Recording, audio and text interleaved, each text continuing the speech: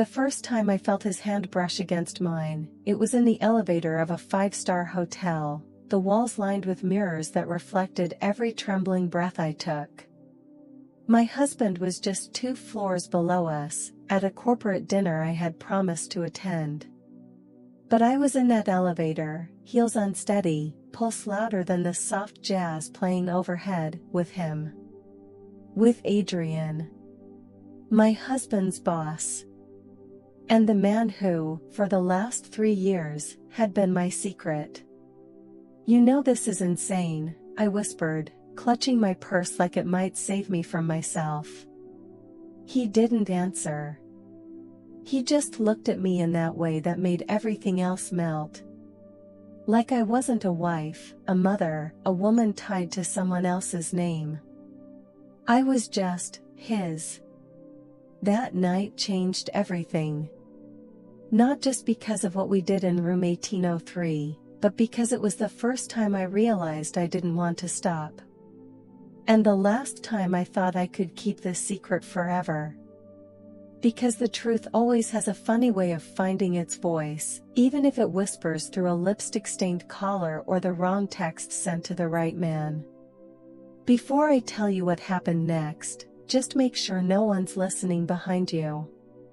It started like something out of a movie I wasn't supposed to be in. I was wearing the red dress my husband once said made me look a little too available, and maybe he was right. But that night, I didn't care. The hotel smelled like polished wood and expensive mistakes, and when Adrian walked in, every molecule of air in the room bent toward him. My husband introduced us briefly, proud to parade me around like a trophy he never really earned. Adrian's handshake was firm, but it lingered. His eyes were the kind that scanned you, not undressing, but unraveling. That dinner was the beginning. I excused myself after the salad course and found him by the balcony, his back to me, his jaw clenched like he was fighting himself. I stood there in silence until he spoke. "You shouldn't be here," he said without turning around. I wanted to say, "Then why did you follow me out here?" But I didn't. I just leaned against the railing and let the city lights blur behind my lashes.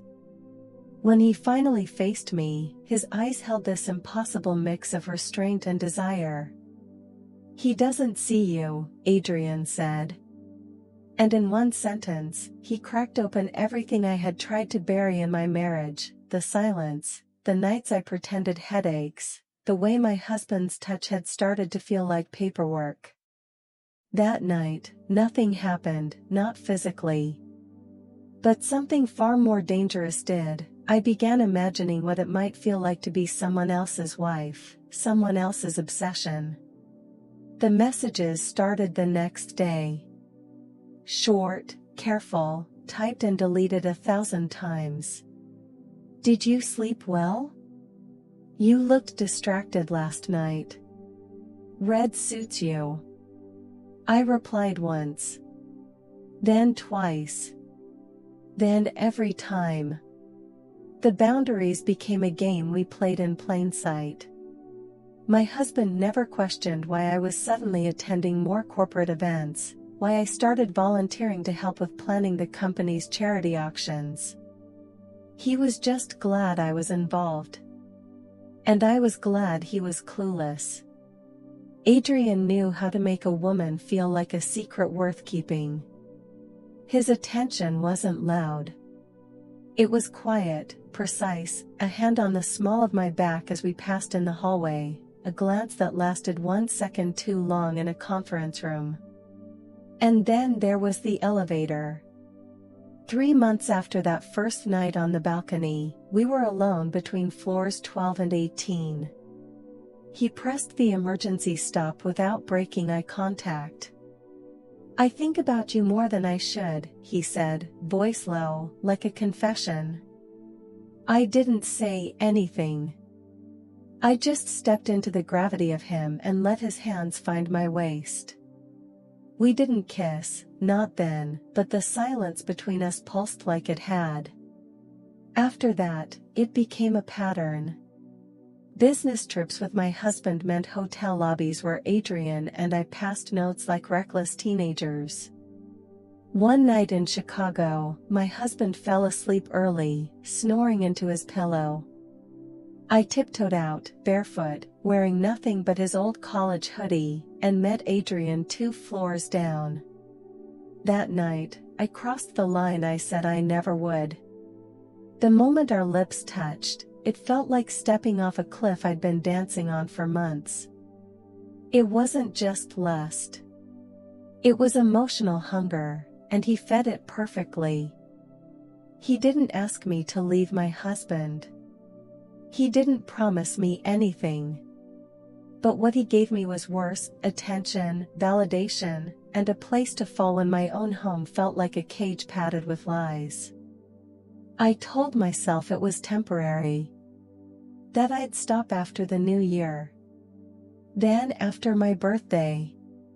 Then after our anniversary, which I spent smiling across a candlelit table while his texts buzzed silently in my purse. I can't stop thinking about last night. I lived 2 lives. One where I folded my husband's socks and asked about his meetings, and another where I wore lace for someone who knew how to make me feel seen.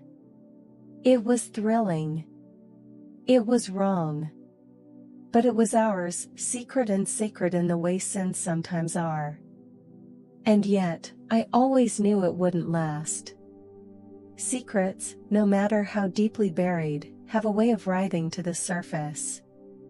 And mine? Mine was about to claw its way out, not in whispers, but in fire. It was supposed to be harmless, or at least, containable, an affair neatly folded between hotel sheets and deleted messages. But the thing about playing with fire is that it never burns just one person. It spreads, silently at first, and then all at once. It started unraveling on a Tuesday, of all days, when my husband left his phone at home. He called me from the office in a panic, asking if I could check for an important client's number. I knew his passcode. I had nothing to hide. Or so I thought. I opened his text messages and saw a name I had buried under so many lies: Adrian. I clicked, almost on instinct, and what I saw wasn't love, it was strategy. Messages between them, cold and clipped, but then one that made my throat close. "I don't trust her lately," my husband had written. "She's too quiet." Adrian had replied, "Maybe you should give her more attention. She's complicated." That word, complicated, felt like a betrayal sharper than any knife. It meant he had been talking about me behind my back, analyzing me like a project, like something to manage, not someone to love. And worse? He was helping my husband keep me. That night, I didn't eat. I lay beside the man who shared my name and pretended to sleep while my heart screamed in silence.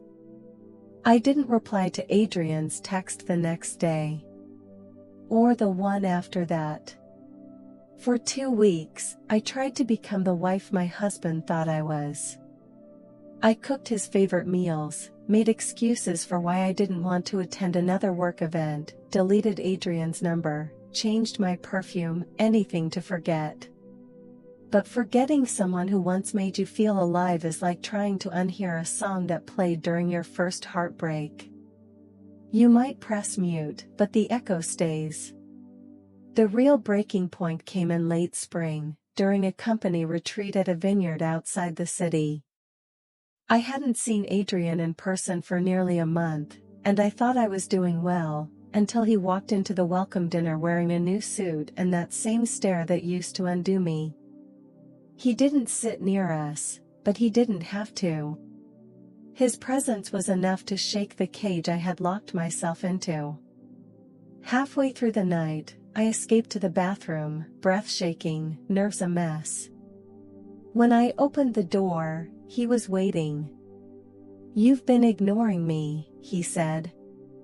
I had to, I whispered. You said you wanted more, he replied. And now what? You're just back to pretending? I should have walked away. But I didn't. I let him kiss me again, there in the hallway, with soft music echoing and the risk of exposure just a breath away. That kiss wasn't soft.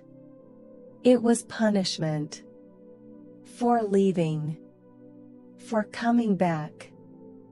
For needing him. Later that night, he cornered me by the vineyard's edge. He's going to find out eventually, he said, his voice low and terrifyingly calm. And when he does, I want you to remember, I never promised to keep your secrets forever. That was the first time I felt afraid of him. Not because he was violent, but because he knew me. He had studied every weak spot and could unravel me with a single truth. And now, he was holding that truth like a loaded weapon. I realized then that Adrian wasn't just my secret, he was my trap. What started as passion had turned into leverage. He had crossed a line I didn't know existed, and I had no one to blame but myself. My husband started asking questions soon after. Subtle ones. Why are you so distant lately? Why did you cancel lunch with the girls? Who's Olivia? She keeps liking your posts. Olivia was our code name. My fake friend. The one whose name I used when sneaking out. I brushed it all off, but the truth was closing in. Adrian was growing reckless. He'd text me during dinner, leave voicemails when he knew I was home, and once, he even sent flowers with no card. My husband assumed they were from a client. I played along, smiled, said how thoughtful, while my insides curdled with panic. I was watching the walls collapse in slow motion, bricks falling one by one, and I couldn't do anything to stop it. The night it finally cracked was quiet. Just me, my husband, and a half-empty bottle of wine on the balcony. I need to ask you something, he said, not looking at me. I nodded. Are you in love with someone else? My chest burned, not because of the question, but because I didn't have an answer. I wasn't in love with Adrian. Not anymore. But I also wasn't in love with the man sitting beside me, the man who had once made promises under fairy lights and now couldn't even look me in the eye. So I lied. I said no. And he nodded like he wanted to believe me, and like he already didn't. It happened on a Thursday, a day that began like any other but ended like a bomb going off inside the walls of my marriage. The sun had barely risen when I woke to the sound of a drawer slamming. I sat up in bed and saw him, my husband, standing by my vanity, holding my phone in one hand and my lipstick in the other. His face was pale, lips parted, eyes bloodshot like he hadn't slept all night. Who's Adrian? He asked, voice barely a whisper, but it hit me harder than if he'd screamed. I felt my stomach twist, bile rise, and my entire world tilt on its axis. I opened my mouth, but nothing came out. No excuses. No clever spin. He already knew. The proof was on my phone, not even hidden well. Screenshots. Voicemails I forgot to delete. A photo I had taken months ago, of my hand and Adrian's, our fingers tangled in a way no married woman should ever be seen. Tell me the truth, he said. Tell me before I lose what little respect I still have left for you. My throat was dry. My heart was beating like a trapped animal, but I knew I couldn't lie anymore. It was a mistake, I said, already knowing how pathetic it sounded. He laughed, bitter and hollow. A mistake? For 3 years? He threw the phone onto the bed and stepped back like he couldn't stand the sight of me. And in that moment, I hated myself. Not just for cheating, but for being so careless, so arrogant to think I could live 2 lives forever without consequence. The argument that followed wasn't loud. It wasn't some dramatic soap opera scene with yelling and broken plates. It was worse. It was quiet. Precise. Deadly. He asked questions I couldn't answer. How did it start? How many times? Did Adrian know about him? Did I ever love him, my husband, I mean? And for each question, I gave him fragments of honesty wrapped in regret, but it was never enough. Because the thing about betrayal is that once it enters a room, it changes the air. Nothing feels clean again. Nothing feels safe. He left that night, didn't even pack a bag. Just grabbed his keys and walked out like I was a stranger, like our vows had dissolved into dust. I called him 20 times. He answered none. The silence that followed was heavier than any scream. I didn't hear from Adrian either. I think he knew the dam had broken, and he wasn't going to swim in the flood. I should have felt relief, maybe even freedom. But what I felt was emptiness. A cold, hollow silence where 2 men had once stood, one who used to love me, and one who used to want me. Days passed in a blur. I didn't eat. Barely slept. I stared at our wedding photo for hours, trying to recognize the woman in it. Her smile. Her hope. Her ignorance. Then, one afternoon, I received a text from a number I didn't recognize. It read, "You should have picked better." He's telling the board. I knew immediately who it was from. Adrian wasn't going to stay silent. He was going to use my affair to climb higher, throw my husband under the bus, maybe even spin it like I had seduced him, manipulated him. It was all falling apart. I tried calling Adrian, begged him to stop. "You don't get to disappear now," I said in a message. "You started this with me." His reply was brutal, "I don't owe you anything." That was it. No apology. No closure. Just the cold blade of abandonment slicing through the mess we had made together. I lost my husband. He lost his job. The board fired them both, not for the affair itself, but for how toxic the fallout had become inside the company. Whispers spread like wildfire. People stared when I entered a room, conversations died when I passed by. And through it all, I realized something I hadn't expected. I didn't miss Adrian. Not really. I missed who I thought I was when I was with him, desired, important, noticed. But it wasn't real. None of it was. He had used me the way I had used him, to feel something in a life that had grown too still. My husband, on the other hand, never came back. Not even for closure.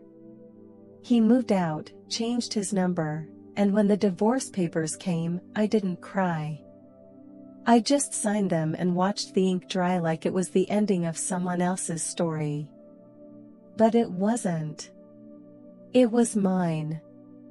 I had ruined everything with my own hands. And now, I had to live in the wreckage. It had been 6 months since I last saw him, my husband, I mean. The apartment we once shared still had the ghost of his cologne in the closet, the faintest imprint of his body on the side of the bed he never came back to claim. I had rearranged the furniture 3 times, burned sage, prayed to a god I stopped believing in, and still, I couldn't get rid of the echo he left behind. Then one Sunday morning, as I walked out of the dry cleaners, I saw him. Standing across the street, dressed casually in a hoodie and jeans, his eyes hidden behind sunglasses, but I'd know that posture anywhere. He looked older. Not in the way time makes someone age, but in the way pain does. Worn down from the inside out. I froze, and for a moment, I thought about running. But instead, I crossed the street. When I got closer, I saw the envelope in his hand, thick, sealed, my name written across it in handwriting I used to read every birthday and anniversary. "I didn't expect to see you," I said, voice tight in my throat. He didn't smile. He didn't frown either. Just handed me the envelope and said, "This is everything you left behind." I took it, fingers trembling. "Can we talk?" I asked, already knowing the answer. "About what?" he said, flatly. "About how sorry I am," I whispered. "About how I was lost, and stupid, and selfish," and he cut me off with a bitter laugh. "You weren't lost," he said. "You were bored.